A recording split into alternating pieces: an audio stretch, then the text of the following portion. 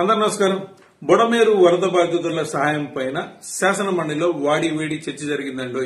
ఇంతవరకు బుడమేరు వరద బాధితులకి సహాయం అందలేదని ప్రతిపక్షంలో వైసీపీ కారణం చేస్తే బాబు జగన్ గారు ₹1 చెక్ అన్నారు, అవి మాకు ఇంతవరకు అందలేదని అధికార టీడీపీ ఆన్సర్ చేసే ప్రయత్నం చేసిందనమాట.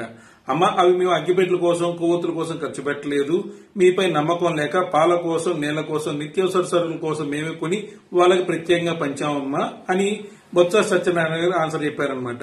నిజంగా ఇప్పుడు వైసీపీ సాయం బుడమేరు బాధితులకు అందిందంటారా, లేదు ఇంకా బుడమేరు బాధితులు అధికార పార్టీ నుంచి ఇంకా సాయం పొందడం ఎవరైనా ఉన్నారంటారా? కామెంట్ చేసే ప్రయత్నం చేయండి.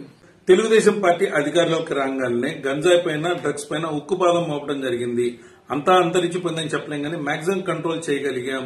సోషల్ మీడియాలో ఆడవారిపైన అసభ్యకర వ్యాఖ్యలు చేయొద్దు, ఆడవారిపైన అత్యాచారాలు గాని అఘాయిత్యాలు గాని పాల్పడితే వాళ్ళకి అదే ఆఖరి రోజు అంటూ చంద్రబాబు గారు అసెంబ్లీ సాక్షిగా మెసేజ్ కాదు గట్టిగా వార్నింగ్ ఇచ్చారండోయ్. ఇక నుంచైనా ఆంధ్రాలో గంజాయి గాని ఆడవారిపైన అఘాయిత్యాలు గాని ఆగాలని చాలా మంది ప్రజలు మానవతావాదులు కోరుకుంటున్నారు. మరి మీరేమంటారు? కామెంట్ చేసే ప్రయత్నం చేయండి. ఈనాడులో వచ్చే వార్తలు కొన్ని భలే విచిత్రంగా ఉంటాయండు. ఇంతకుముందు ఆంధ్రాలో ఆడవాళ్ళు మిస్ అవుతున్నప్పుడు ఆడవాళ్ల మిస్సింగ్ వెనక వాలంటీర్ల హస్తం ఉంది, హ్యూమన్ ట్రాఫికింగ్ జరుగుతుంది, 30,000 పైచీలకు ఆడవాళ్ళు మిస్ అయిపోయారు అని అప్పుడు కథనాలు రాశారండోయ్. ఇప్పుడు ఆంధ్రాలో ఆడవాళ్ళు మిస్ అవుతూ ఉంటే తెలిసి తెలియని వయసులో ఆడపిల్లలు ప్రేమించి ఇళ్ల నుంచి వెళ్లిపోతున్నారు అని సన్నాయి నొక్కులు నొక్కుతూ వార్తలు రాస్తున్నారన్నమాట. అంతేలేండి సార్, మనకు కావాల్సిన అధికారంలో ఉంటే సన్నాయి నొక్కుడు, మన శత్రు అధికారంలో ఉంటే పేక నొక్కుడు. అంతేగాని కొంతమంది ప్రజలు ప్రశ్నిస్తూ ఉన్నారు. మరి మీరేమంటారు? కామెంట్ చేయండి. పొత్తులో భాగంగా తెలుగుదేశం పార్టీ ఎమ్మెల్సీ సీటు బీజేపీకి కేటాయించాలనుకున్నప్పుడు ఎలా కేటాయించాలి? బీజేపీలో తెలుగుదేశం సింపథైజర్స్ కొంతమంది ఉన్నారు కాబట్టి వాళ్ళకి కేటాయించాలి.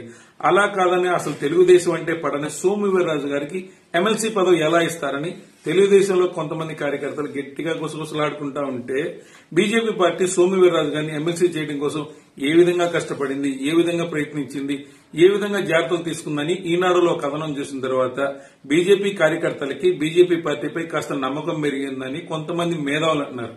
మరి మీరేమంటారు? కామెంట్ చేసే ప్రయత్నం చేయండి.